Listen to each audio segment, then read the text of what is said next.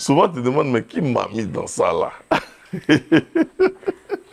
Mais moi, je suis le genre de type, lorsque je crois en quelque chose, je fonce, je fonce, je fonce, je fonce. Je sais qu'un jour, ça va marcher.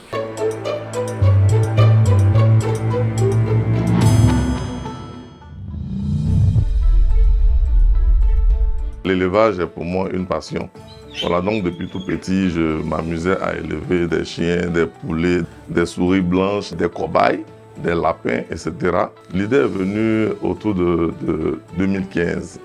2015, j'ai essayé de faire des recherches sur le net et j'ai vu que c'est un élevage qui est assez intéressant. Du fait de la prolificité même du porc, qui peut mettre bas entre 8 et 21 petits 2 fois dans l'année. Donc j'ai vu en cela un business et puis en même temps, avec cette passion que j'ai pour l'élevage, je me suis lancé. Je n'ai pas fait de formation, je me suis instruit via le net et puis aussi avec des bouquins. En ce moment, je n'étais pas trop perfectionné. Et je me suis préparé, j'ai ouvert ma première ferme à Poupéla, dans mon village maternel, avec 10 truies gestantes. L'activité n'était pas en son plein parce que je ne maîtrisais pas bien l'activité. Donc je me suis préparé pour ouvrir cette ferme-là ici en 2021. Avec des fonds, avec des crédits que j'ai pu prendre. Comme je suis financier, j'ai élaboré un business plan pour voir un peu la rentabilité dans l'activité de porc. Donc je me suis rendu compte que c'est le nombre qui fait le chiffre d'affaires et raison pour laquelle j'ai vraiment investi dans le nombre, dans la qualité.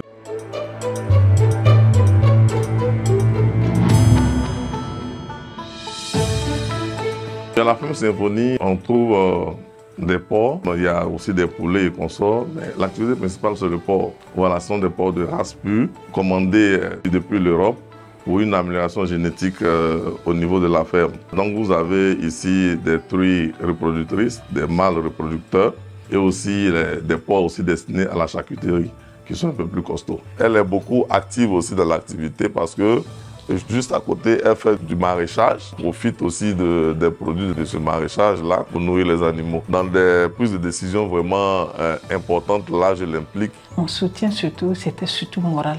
Quand il y a les décès des porcs, il fallait que je sois là aussi pour l'accompagner, relever son moral, voilà, et puis lui dire, c'est comme ça, c'est pas un échec, on s'appuie sur ça et on avance.